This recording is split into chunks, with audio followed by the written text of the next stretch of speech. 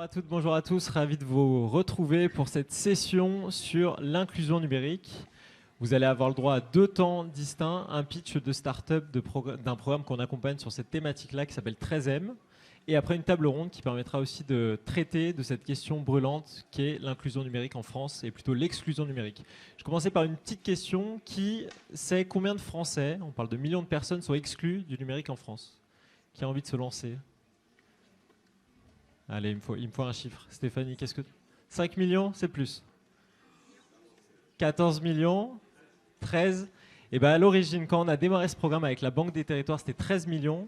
Aujourd'hui, on parle de 31,5% des Français, donc quasiment 16 millions. C'est un enjeu qui est essentiel, c'est un enjeu de citoyenneté. Encore plus en ce moment où on sait que la plupart des services de l'État sont accessibles, notamment via le numérique. Pour ça, la Banque des Territoires nous a fait confiance, aux côtés du groupe SOS, il y a maintenant un peu plus de 18 mois, pour lancer le premier accélérateur dédié à l'inclusion numérique qui s'appelle 13M. Effectivement, le chiffre nous a donné le nom. Et on voulait, avec ce temps, d'abord présenter des structures qui œuvrent au quotidien, que ce soit pour la médiation, pour l'accessibilité, pour les équipements. Et je suis ravi d'accueillir sur scène Pauline de Coyali pour débuter, pour nous parler de ce qu'elle fait au quotidien. On peut l'applaudir.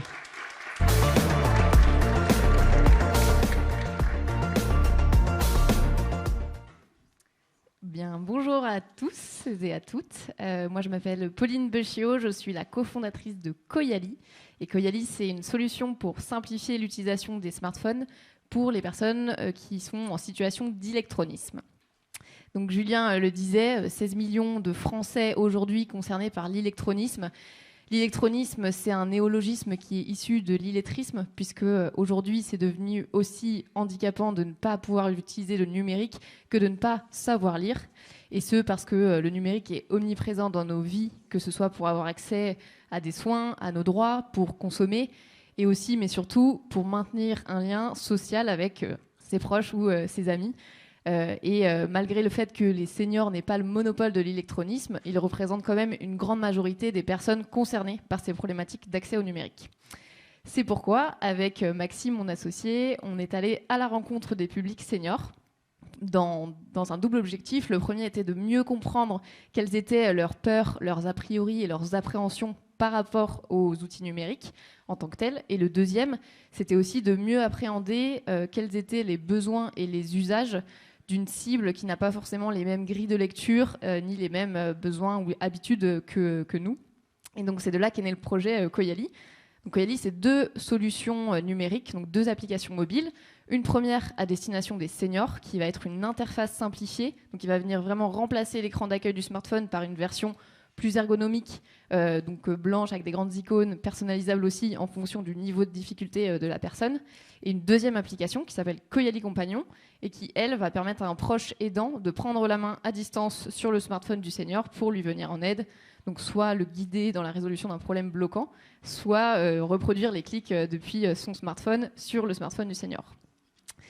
Donc, en termes de développement, Coyali a été créé en 2021. Donc, depuis, on a parcouru un peu de chemin. On a réussi à créer des partenariats stratégiques avec différents acteurs professionnels, tels que les opérateurs téléphoniques, les mutuelles, les caisses de retraite. Et aujourd'hui, on a besoin de gagner en visibilité pour déployer la solution au plus grand nombre de seniors possible. Donc, si vous êtes un acteur professionnel, une association, une institution, un acteur public ou privé, nous serions ravis de pouvoir échanger potentiellement avec vous pour créer des synergies ensemble et monter des projets pour réduire la fracture numérique ensemble.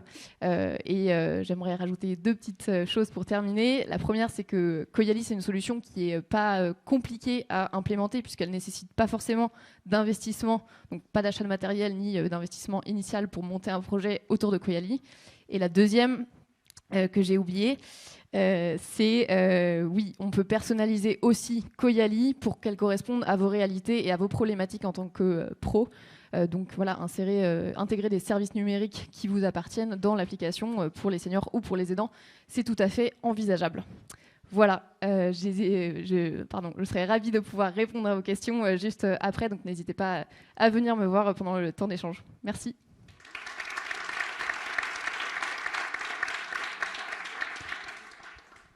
Merci Pauline. Cliquez-moi, Alizé, à ton tour, sous vos applaudissements. Bravo Alizé.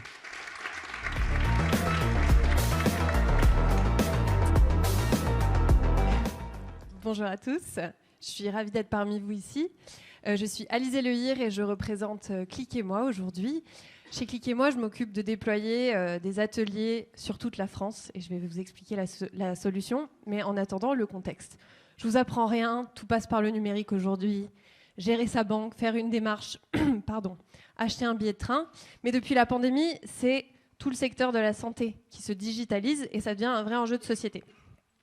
Face à cette transition, un chiffre, un autre, 8 millions de seniors qui se disent dépassés par le numérique. Face à cet enjeu aussi, on compte 1,2 million d'étudiants qui sont en difficulté financière et avec l'inflation actuelle, ça n'arrange pas du tout les choses. Mais ce qu'on a remarqué aussi, c'est que la fracture numérique affecte aussi toutes les entreprises et les administrations qui se digitalisent parce que tout passe via leur espace client, leur application mobile ou leur site web. Et gérer les clients éloignés du numérique tels que les seniors, ça a un coût de fonctionnement qui est considérable et ça peut avoir ça a un impact sur la satisfaction client. Alors la solution Cliquez-moi, on a voulu répondre à ces 3 enjeux en même temps.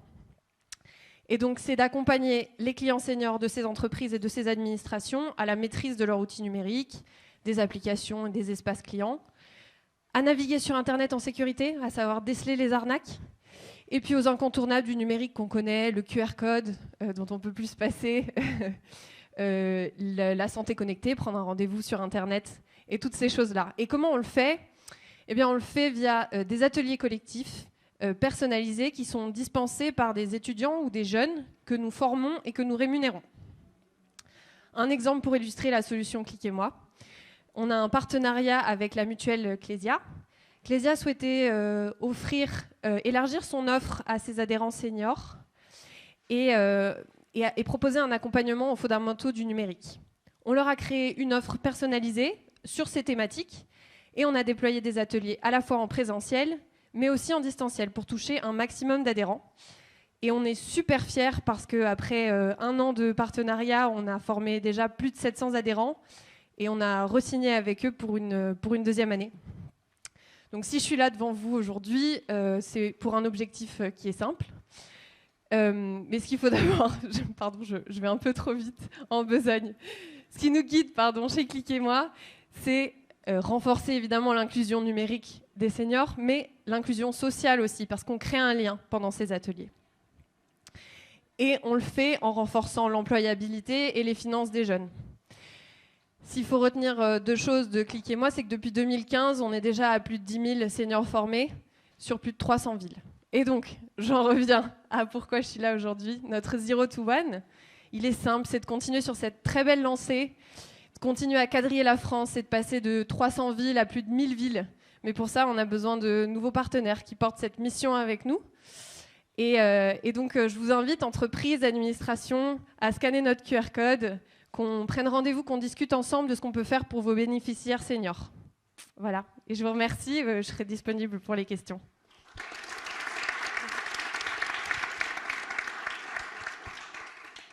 Bravo Alizé.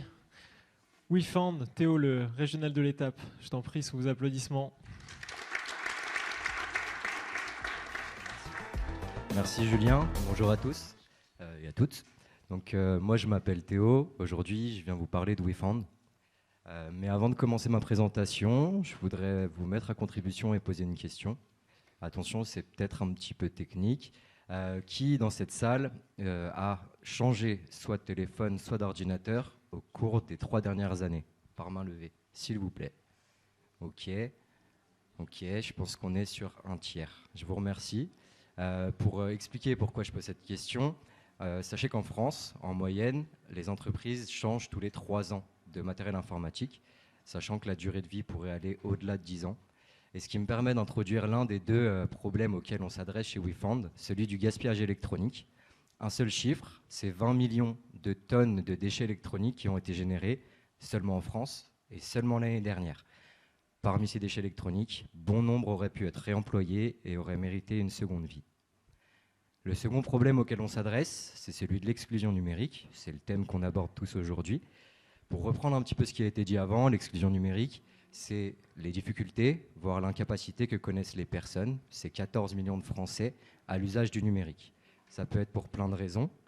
Et l'une d'elles, c'est la situation de précarité de ces personnes. Et c'est principalement à celle-là qu'on va s'adresser. Nous, notre solution, elle est assez simple. On crée une boucle vertueuse, du réemploi solidaire. L'idée étant de se rapprocher d'entreprises ou collectivités partenaires pour collecter le matériel informatique lorsqu'il est destiné à être jeté, environ tous les 3 ans. Suite à ça, on le reconditionne dans nos ateliers pour pouvoir le donner gratuitement à des personnes ou des structures qui en ont besoin et qui n'ont pas les moyens de l'acquérir. On est aujourd'hui une équipe de 15 personnes pour mettre en place l'accompagnement que l'on propose, que vous retrouvez dans les 3 E qui fait notre nom. Le premier E pour équipement, l'idée étant de fournir du matériel à ceux qui n'en ont pas. Le second pour éducation, pouvoir leur permettre l'utilisation, le savoir-faire à cet usage numérique. Et le dernier pour entretenir, l'idée étant de permettre un usage fonctionnel de ce matériel dans le temps.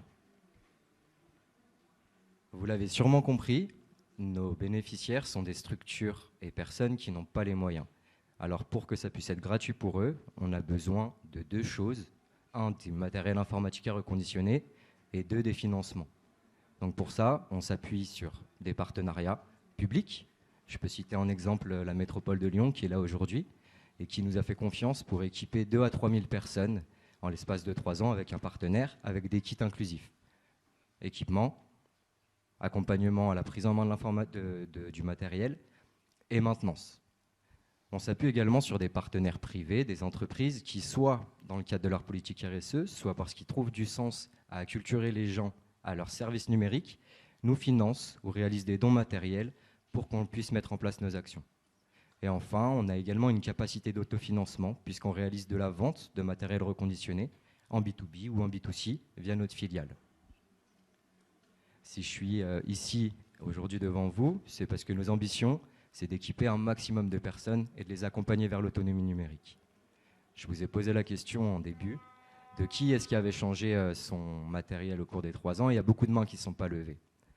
Ça veut dire, si on en suit les stats, que très prochainement, vous allez pouvoir nous appeler pour nous donner du matériel informatique. Donc, je vous invite à scanner le QR code et je me ferai une grande joie de répondre à vos questions et d'échanger avec vous. Merci beaucoup.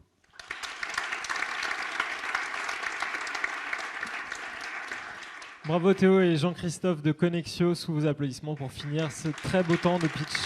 Merci Jean-Christophe. Merci Julien. Bonjour à toutes et à tous. Cet après-midi, je voudrais vous parler d'abord de Nelly. Nelly, elle a 19 ans. Quand elle était au collège, pour elle, les études, ça allait plutôt bien. Et puis à partir de la seconde, ses notes ont chuté. Elle a quitté le système scolaire à la fin de la première. Elle ne savait pas du tout ce qu'elle allait faire. Aujourd'hui, Nelly, elle est en train de se préparer à rentrer dans une école de code. Elle a suivi un programme qui s'appelle Explore ton talent, que Connexio a lancé à l'automne 2023 pour une 50aine de jeunes. Alexander, lui, il est arrivé de Kiev à Paris il y a un peu plus de 18 mois. Il ne parlait pas français, il n'avait jamais utilisé spécialement d'outils informatiques, en tout cas, il ne connaissait pas du tout le code. Aujourd'hui, il est technicien système et réseau. Il travaille chez Scaleway en alternance. Scaleway, c'est un membre du groupe Iliad, qui est l'opérateur de téléphonie free. Ces 2 exemples, Nelly, Alexander, sont quelques-unes des 8000 personnes que chez Connexio, on a formées depuis 7 ans.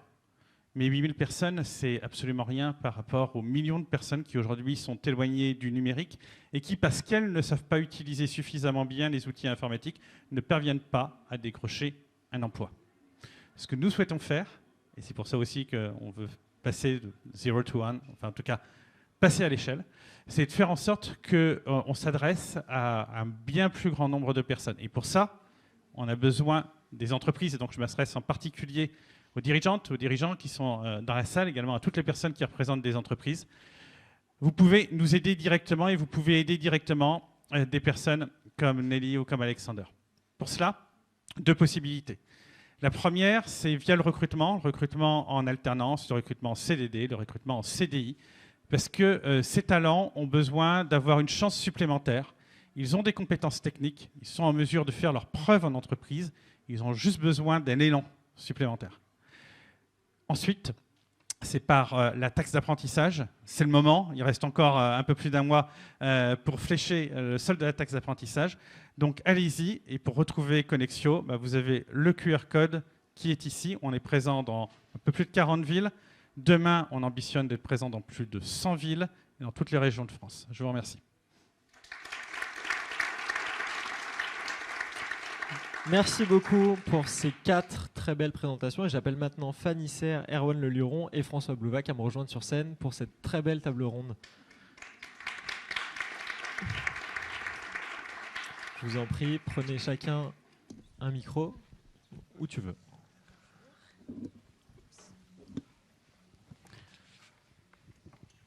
Fanny, je vous présente rapidement. Vous êtes directrice générale chez Social Builder. Je vous laisserai présenter ce que vous faites. Erwan, vous êtes chef de projet inclusion numérique pour la métropole de Lyon. Et François, vous êtes responsable éducation, inclusion numérique et service au public au sein de la Banque des Territoires.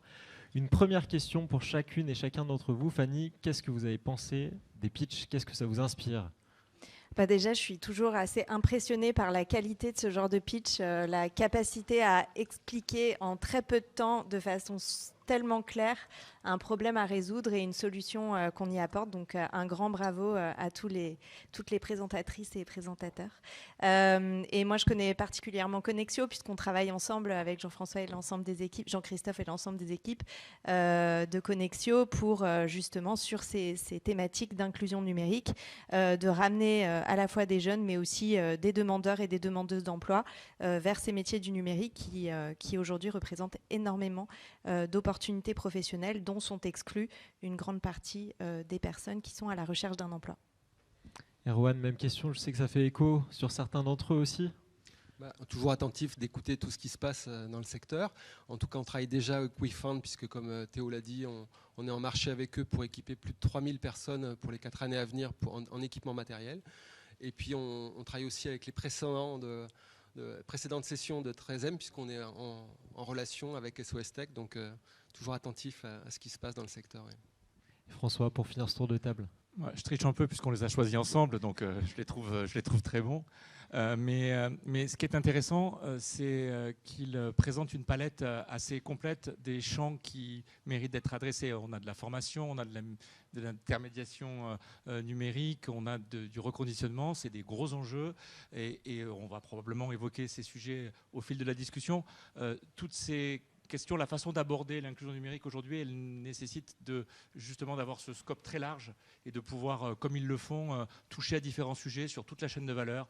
Il faut revoir du matériel, il faut pouvoir accéder à des connexions et il faut être formé, il faut pouvoir être accompagné pour utiliser ces outils et comme tu le disais tout à l'heure, pouvoir permettre à ce tiers des Français qui à un moment ou à un autre rencontrent une difficulté d'utilisation de ces outils numériques, de ne pas être empêchés dans leur vie sociale, dans leur vie de citoyen, dans leur vie économique, de pouvoir bénéficier de cette promesse qui reste malgré tout formidable, d'optimiser les politiques publiques grâce à la numérisation, grâce à la digitalisation. Donc c'est un enjeu majeur et donc ce qu'ils font est une pierre importante à porter à ce grand défi. Justement, merci beaucoup pour le constat. Vous aviez publié une étude extrêmement intéressante et je vous encourage à la télécharger en 2022, qui d'ailleurs précédait notre appel à candidature. Ce constat, comment il évolue et qu'est-ce qui nous permet aujourd'hui d'être optimistes en plus des solutions qu'on vient de découvrir? Oui, le constat qu'on avait fait, c'est... Alors, petit détour peut-être pour expliquer ce que fait la Banque des Territoires, c'est une institution financière qui n'est pas l'État, qui n'est pas une collectivité locale, qui n'est pas une entreprise privée, qui a un statut un peu spécial. Et s'il fallait résumer à très gros traits l'activité que nous avons, on est ce qu'on s'appelle Banque des Territoires, on territorialise de la politique publique, on va du politique publique nationale vers les acteurs publics locaux, en direction des collectivités territoriales sur plein de sujets, mais aussi ceux de l'inclusion numérique. Et puis on essaie de combiner fonds publics et fonds privés. Et donc la question qu'on s'était posée, c'était c'est quoi aujourd'hui cet écosystème, ce marché des entreprises qui peuvent apporter des services qui répondent aux enjeux de l'inclusion numérique. Et donc on s'était rendu compte qu'il y avait un besoin d'accélération, un besoin de financement, d'accompagnement.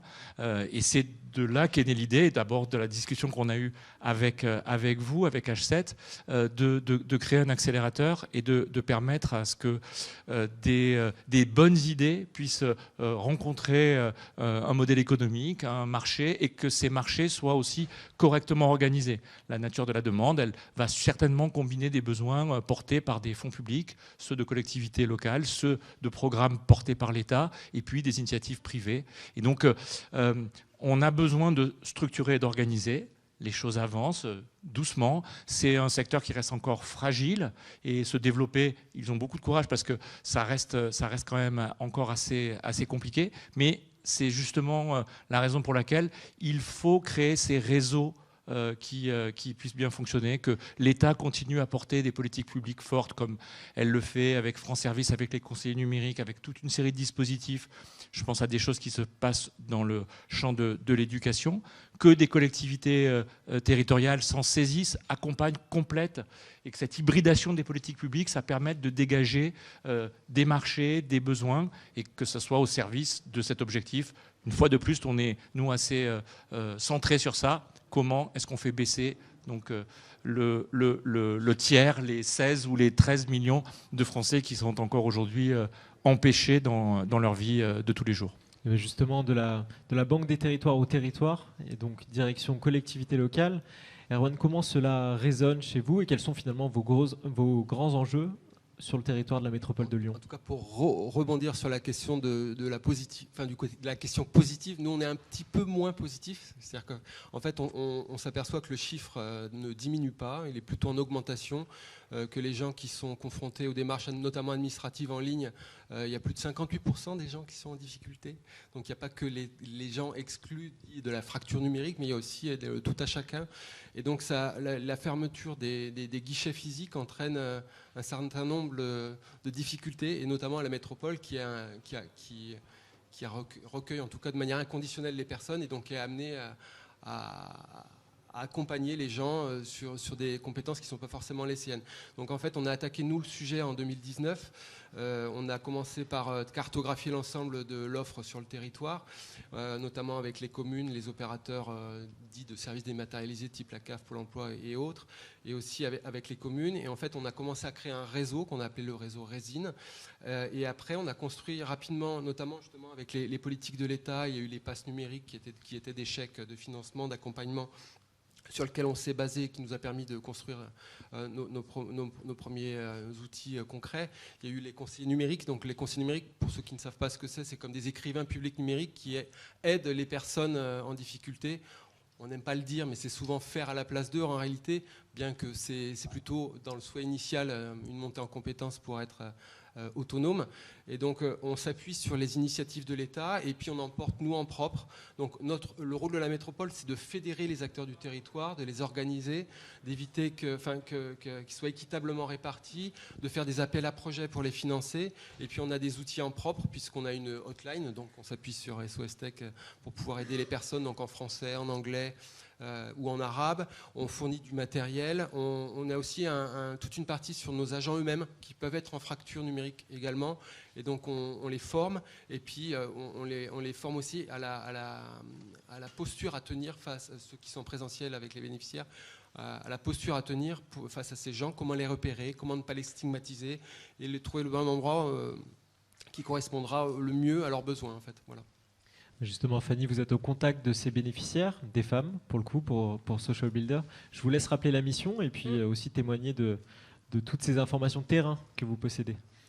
Alors, Social Builder, c'est une association qui existe depuis 13 ans maintenant, et qui accompagne les femmes vers les métiers du numérique. En partant d'un constat, c'est que la part des femmes dans ces métiers-là est très faible, en tout cas pas du tout à l'égalité.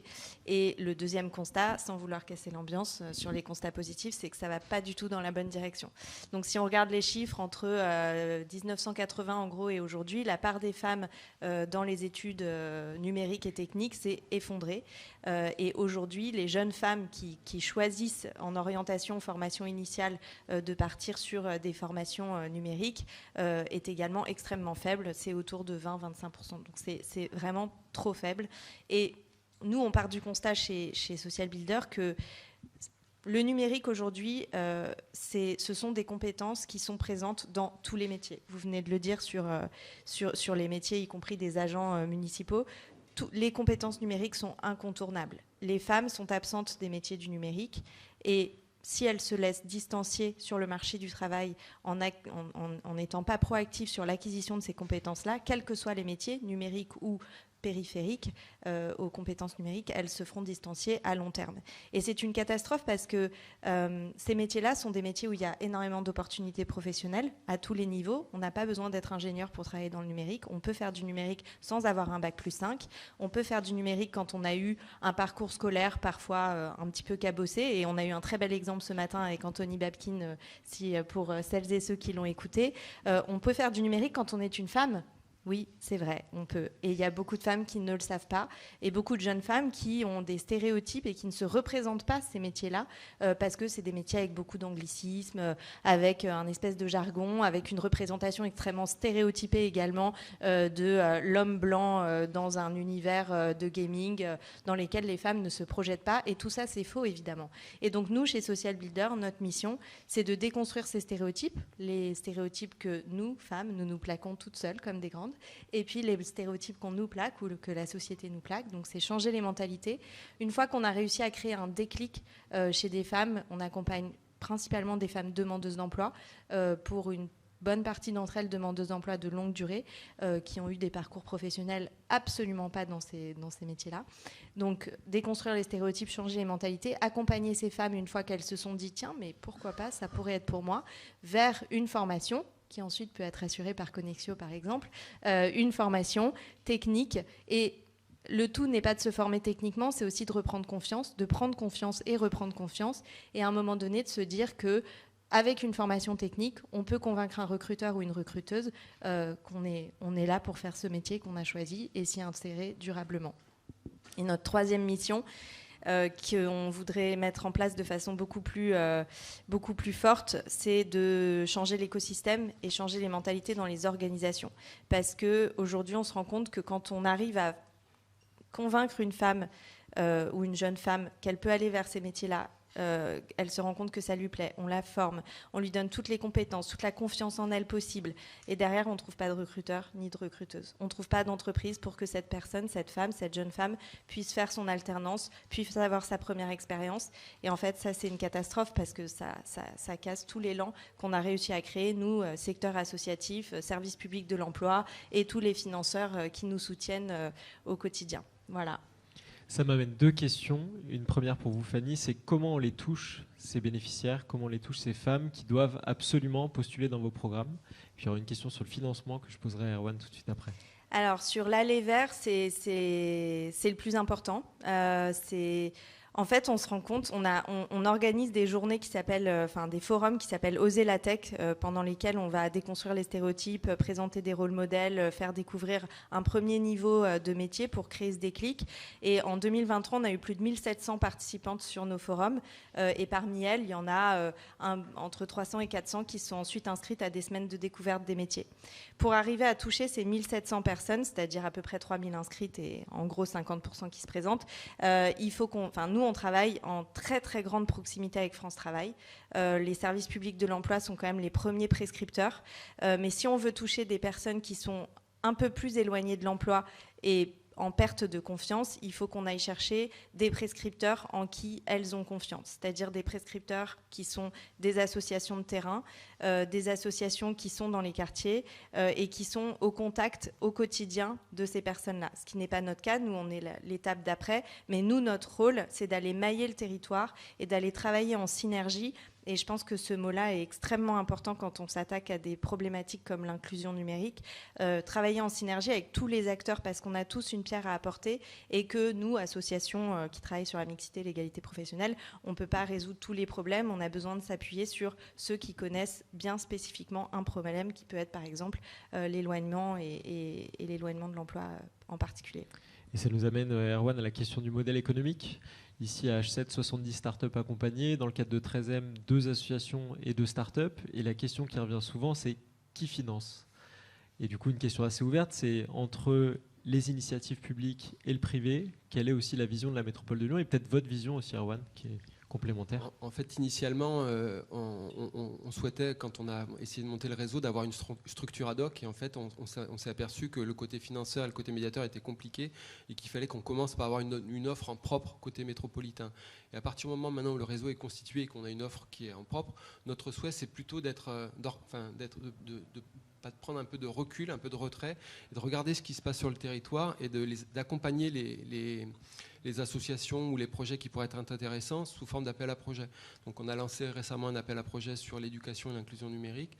On s'apprête à en lancer un nouveau sur l'animation territoriale, parce qu'en fait, comme le disait Fanny, en fait, ce qui est très important quand on recueille quand on est en contact des personnes en situation de fragilité numérique, c'est qu'en fait, elles doivent subir un parcours à la métropole, à la médiathèque, à la mairie, à France Travail. Et en fait, pour pouvoir leur rendre ce parcours le plus lisible et le plus simple, le mieux, c'est de travailler en contact avec tous ces professionnels-là. Et donc, notre souhait pour le moment, en fait, c'est au niveau infra-métropolitain, c'est de constituer des zones de proximité pour une animation locale, en fait, pour que ces gens-là se parlent et puissent facilement prescrire telle personne au bon endroit pour le bon besoin, en fait. Donc on est en train de passer de faire à aider à faire, en fait. Voilà. Et sur la question du financement, François, vous êtes aussi une banque en tant que telle, c'est important de le rappeler, mais quels sont les dispositifs qui sont finalement disponibles et parfois peut-être pas totalement exploités par des entrepreneurs ou des associations sur lesquels vous pouvez contribuer sur la question du numérique?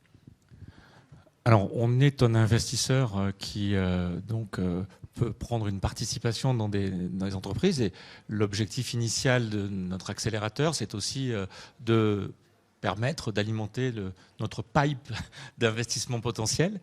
Et c'est tout le mal qu'on souhaite aux entreprises qui sont présentes dans cet accélérateur.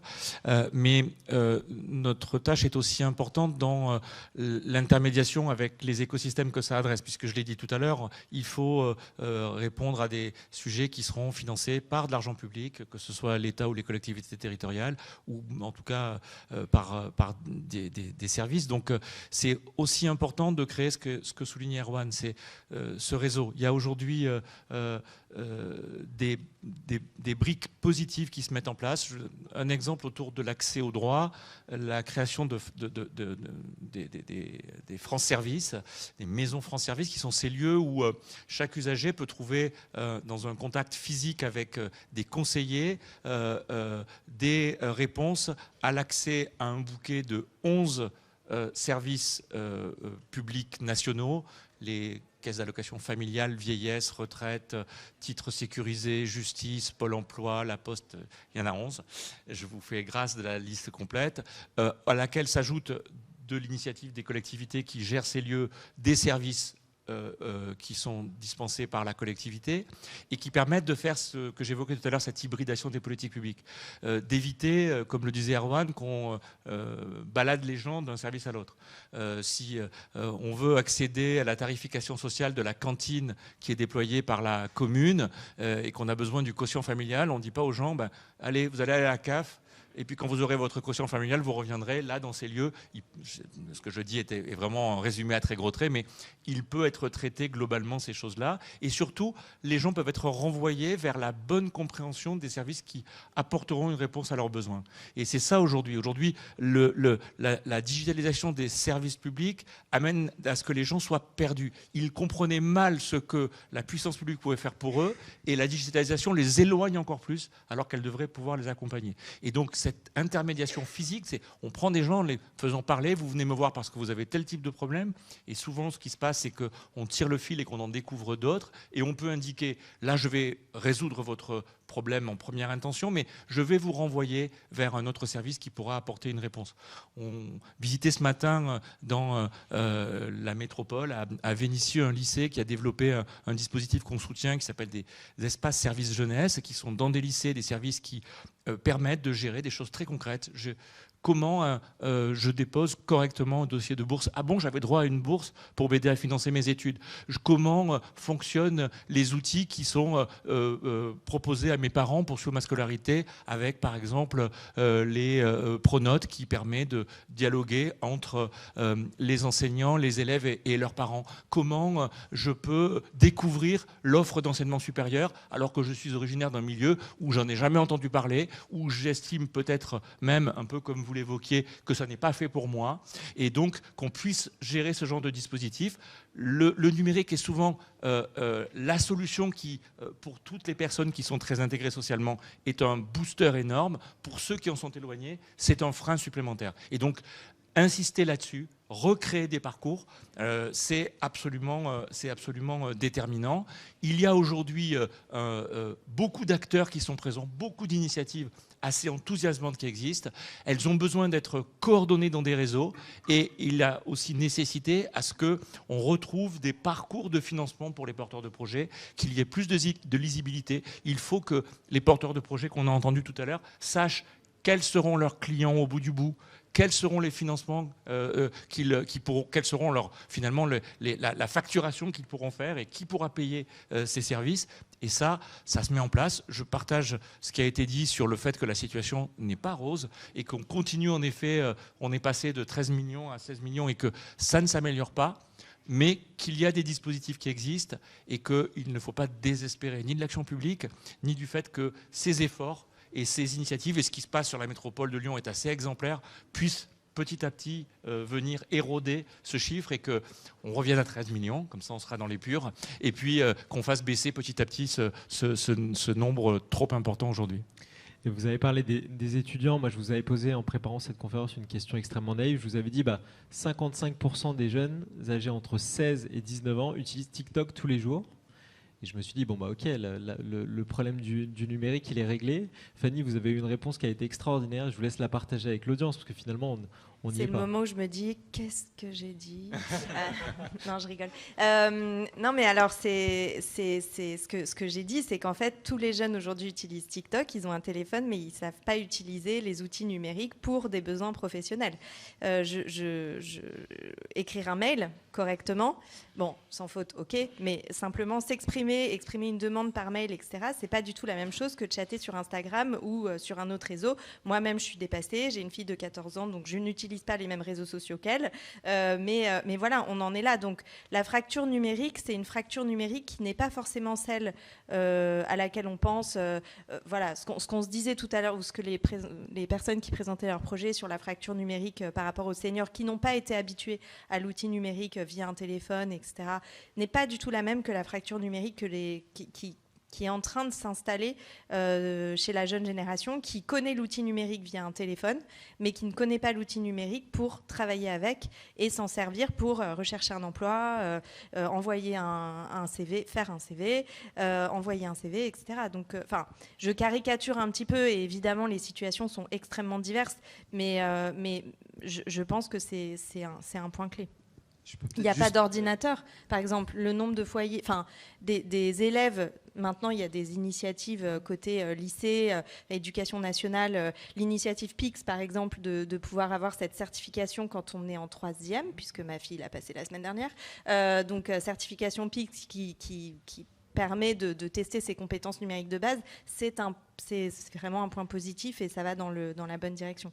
Mais à midi, j'ai discuté avec quelqu'un qui m'a parlé d'âge numérique et je trouvais ça intéressant. C'est-à-dire que moi, à la maison, peut-être avec ma femme, j'ai 16 ans. Pour ma fille, j'ai 53 ans. Par contre, en âge numérique, quel âge est mon âge numérique? Et en fait, l'âge numérique, il dépend du coup de ses compétences et ça n'a rien à voir avec l'âge réel. Et je trouvais ça intéressant. Donc, quand on est jeune, parfois, on est numériquement avancé sur une certaine partie, peut-être TikTok et les réseaux sociaux, et beaucoup moins sur les démarches administratives. Ça, je peux vous le dire. Oui, je complète. Il y a des problématiques spécifiques en fonction de l'âge et c'est important qu'on puisse adresser la question des personnes âgées où là, on a peut-être plus un problème de relation à l'outil. En revanche, la fracture numérique n'est pas une fracture générationnelle, c'est vraiment une fracture sociale essentiellement. Et là aussi, pour citer le commentaire que font beaucoup de conseillers France Service, ils voient arriver en effet des jeunes dans la salle d'attente de France Service qui sont sur des réseaux sociaux et qui ne connaissent pas la façon d'aborder une démarche pour obtenir une aide de la CAF ou de Pôle emploi. Et donc, on est dans une problématique où le numérique met en évidence une difficulté de perception du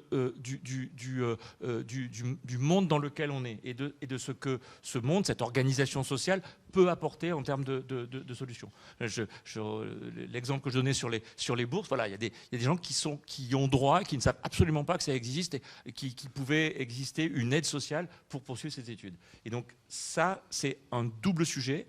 Le numérique n'est plus la simple finalité, c'est qu'un outil et il faut aussi faire ce travail. Et donc ça passe par cette intermédiation et qui passe par du contact physique, par des lieux, par des réseaux qui peuvent se répondre et qui peuvent apporter ces réponses. On arrive à la fin de la table ronde. Je vous demande peut-être un dernier mot, un message aux entrepreneurs, aux étudiants, aux collaborateurs, aux collaboratrices qui sont dans la salle. Erwan, pour commencer, qu'est-ce qu'on leur dit pour conclure cette table ronde ? Déjà que la métropole est toujours contente quand elle sert de territoire d'expérimentation à des innovations liées à nos sujets. Donc la politique d'inclusion numérique en est une. Donc si vous avez besoin d'expérimenter avec des vrais gens, j'allais dire, n'hésitez pas à venir nous contacter et on pourra trouver des bénéficiaires pour jouer le rôle de bêta-testeur de vos services. Qu'on fournit un certain nombre de données puisqu'on en a et que potentiellement pour vos outils vous en avez besoin, on est en capacité de le faire. Et comme je l'ai déjà dit, on a un certain nombre d'appels à projets. Je vous invite à glisser un œil parfois. Fanny ?